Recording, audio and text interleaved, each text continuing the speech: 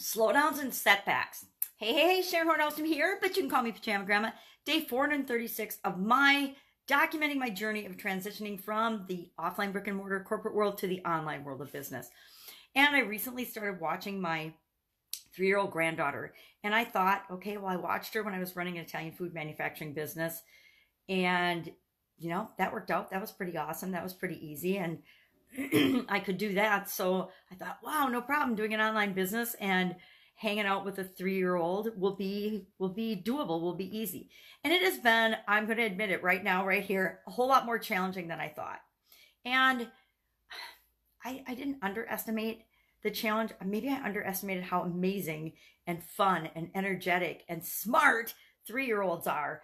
But I didn't anticipate. I just thought that online, okay, let's be honest. I underestimated the difficulty and the challenge of doing an online business versus an offline business. And I think part of it is because it's different. And in this information age that we live in, it's so easy to get sucked into the trap of information overload, training and coaching overload,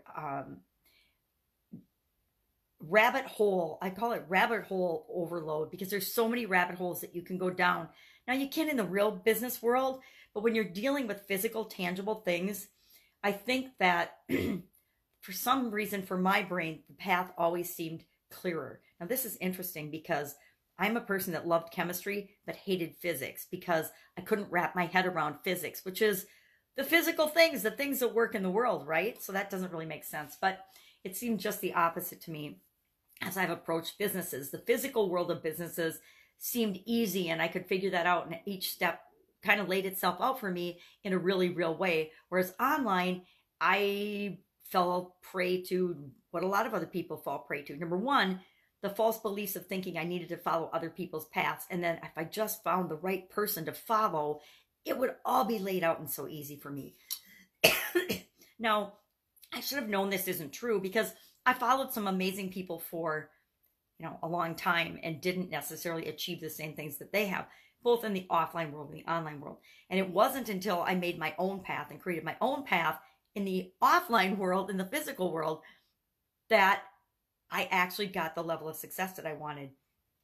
And why would that not be the same, in the online world? It is. We can learn and grow and shortcut some things that we need to learn in the online world as well. But really, it's about who we're becoming, whether it's an offline business, an online business, whether it's our life, our businesses, whatever it is. Our life is always about the journey of who we are here to become and who we are becoming. And so when I remember that, I cut myself some slack and I say, slowdowns are not necessarily setbacks. And maybe part of why I'm feeling like I'm slowing down is because I need to stop and rethink what I'm doing and the direction I'm going in and the strategies I've been following and the techniques and the things that I've been doing, because they're not necessarily getting me the results that I want. Now, who's causing that to happen? I am. I know I am blocking those results, and until I determine why, I'll continue to block them. So that is my setback of my part of the challenge that I need to have and face up to for myself. And I'm no different than anybody else. Come on. All of us, no matter who you are, we all have our own sets of beliefs and our own challenges. And they're only challenges because of what we want to do and how we want to impact the world. They wouldn't be challenges to anybody else, but they're challenges to me because I know that I want to overcome a false or limiting belief so I can achieve a result in a certain area. So I can have or do or be whatever I want. So I can continue to make progress because we all strive for continuous improvement and progress. Now, I call it continuous improvement. Progress isn't necessarily positive progress, but we all strive for this feeling of movement and movement towards something. And if it isn't something that we want, it's something that we're moving toward because we think it's helping other people achieve what they want. And that's a topic for a whole nother discussion.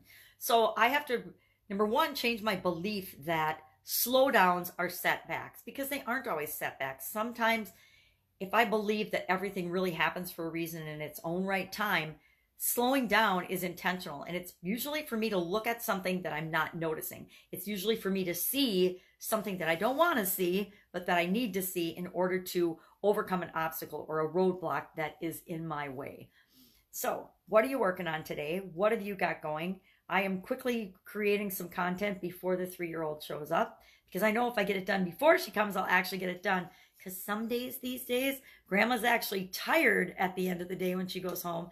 And instead of doing all the things and creating the pieces of my pie that I'm moving toward, I don't always have the energy left over to actually do those things. So I'm learning, do what works for you, and that's first thing in the morning. So if there's anything I can help you with, share in the comments below. I actually do still have time to, and I love the times that I do get to do interviews or chat with my coaching clients. I want to get back to doing some more consulting because that is really personally rewarding for me. But in order to do that, I'm thinking I'll have to work around a 3-year-old schedule. And, you know, you can't really do a whole lot of consulting at night. So that's on the back burner for right now. But if I can help you in a one-on-one situation or in a group situation, if you're looking to be an expert in anything, I actually have a whole online course that I would love to set you up with. If you're having any challenges in your life, challenges are totally my thing. And I'm actually, for Funnel Kitchen, recording today, day 4, the lessons for an online course with that. And that is an amazing place to learn all different things, not just about funnels and business related things, but mindset things and things like that as well. So check that out. I invite you to. I should probably catch the link and share it below. But if you're interested, just direct message me and I will hook you up. That's it. Go out and make it an awesome day. I will, of course, be with you tomorrow.